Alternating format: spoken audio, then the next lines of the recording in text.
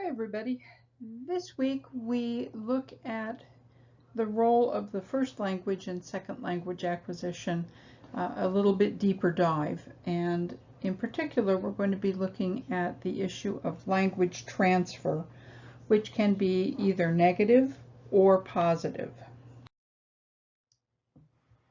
The exploration of the role of the first language, the learner's native language, in terms of their acquiring a second language, that really dates back to the behaviorists, who had a very negative view of the first language's role in learning a second language.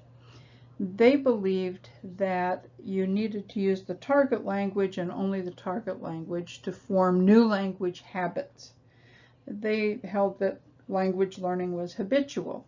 And while we know that that whole notion has pretty much been dismissed, the notion that the native language interferes with the learner's ability to learn vocabulary and grammar and pronunciation, that has remained pretty consistent.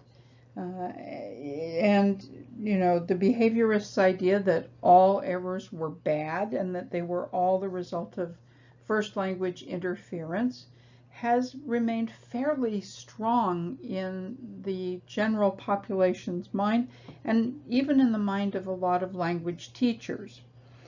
One thing that the behaviorists did do that was really quite impressive was they used contrastive analysis, where they would compare two different languages to see how they operated and to find what they had in common and where they differed.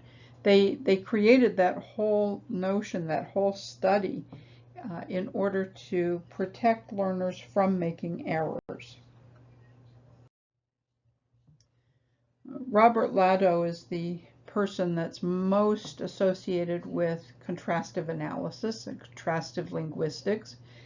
And he believed that if you compare the two languages, you will find the key to how you structure your lessons. And to a certain degree, he's right about that, but not as much as he thought. And contrastive analysis was really wonderful because what they found out was that languages actually share much more in common than they do in terms of differences.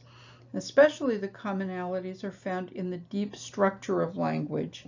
And this is what, of course, led to Chomsky's notion of the universal grammar. By the 1970s, it had become pretty clear that the behaviorist notion of all errors stemming from interference from the first language, that just was not the case. One of the famous studies of the time was Dulé and Burt's study of children learning Spanish. And what they found was that for children, only 3% of their errors could actually be traced to first language interference. Other studies that were done in the same basic time period have not found the same results that Dulé and Burt found. Although most of those other studies have involved adult learners rather than child learners.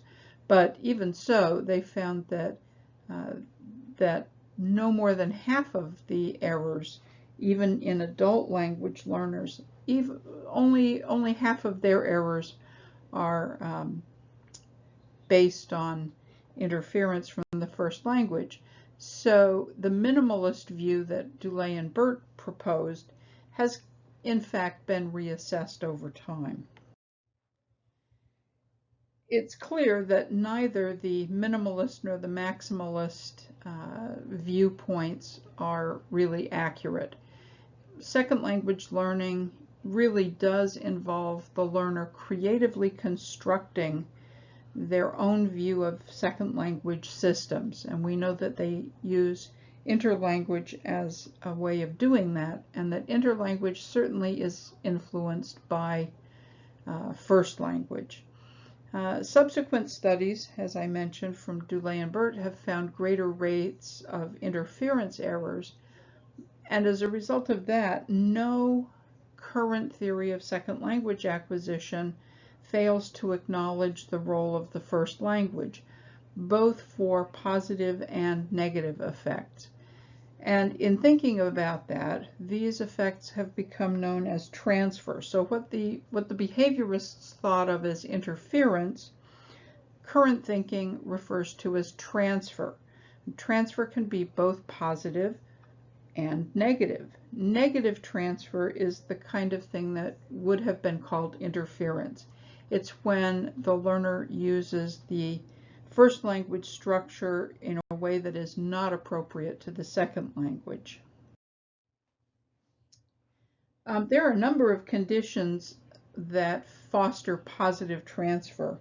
Generally speaking, it occurs when the first and second language treat some feature in a way that is either very similar or absolutely identical. And an example of this is in terms of vocabulary is the use of cognates. Cognates are words that are the same or almost exactly the same in both languages. So Hebrew has a ton of cognates with English because Hebrew has borrowed a ton of words from the international vocabulary, most of which are based on English. So we have telephone and televisia, mixer, tractor, hamburger, steak, and so on and so forth. There's just a million different cognates. And what those do is they give a second language learner a giant vocabulary boost without them having to work to memorize a lot of new words. So it's a quick way to expand one's vocabulary. Positive transfer also happens when a grammatical item is treated in the same way. So for example, English and Hebrew both use the verb plus infinitive pattern in exactly the same way. In English I might say, I need to go to the supermarket. In Hebrew that's ani tzricha lelechet lesupermarket. It's exactly the same pattern. I want to buy a book. Ani rotza liknot sefer. It's exactly the same pattern. And that really is the reason that English language speakers have no problem mastering this particular verb pattern in Hebrew. It's totally straightforward, and it's something that they can just do immediately.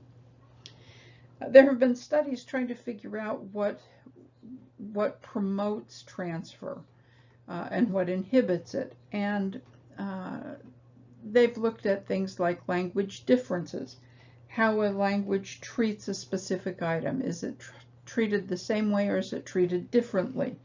The theory being that if it's treated differently, there will be much more interference, much more negative transfer.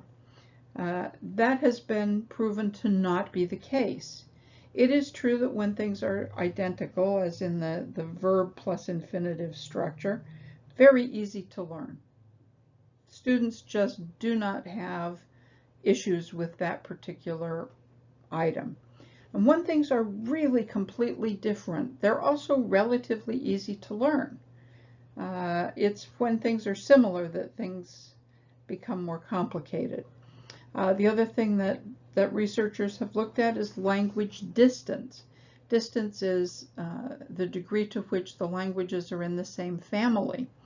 And here again, Hebrew and English are in two totally different families, separated quite widely, and yet it's no harder to learn for an English learner, English language speaker, to learn Hebrew than it is to learn Dutch. Dutch is very similar to English, but in some respects that makes it harder to learn. And the reason for that is that similarity really is difficult. When something is similar but there's just a slight difference, it's much, much harder to learn. There's a whole vast body of brain-based research that's been done in recent years that supports this, but we knew even in the 50s that for Hebrew readers, it was much more difficult for them to learn to disambiguate letters like bet and kaf than it is for them to recognize that letters that are not similar in look, it's much easier for the learner to learn them. We'll get into that a bit more in the reading course. And most interesting to me, what they have found is that there is a certain kind of prototypicality, which means that no matter what level of proficiency the learner has, they have a built-in kind of perception about what can be transferred from their first language and what can't, and they tend to act accordingly. And I find that to be fascinating, that learners almost instinctively can figure out what they can transfer from their native tongue and are pretty accurate in doing so.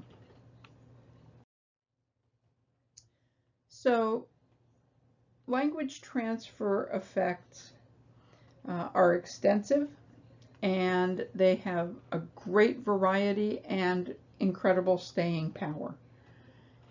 At the same time, language transfer actually occurs in older learners more than in younger learners.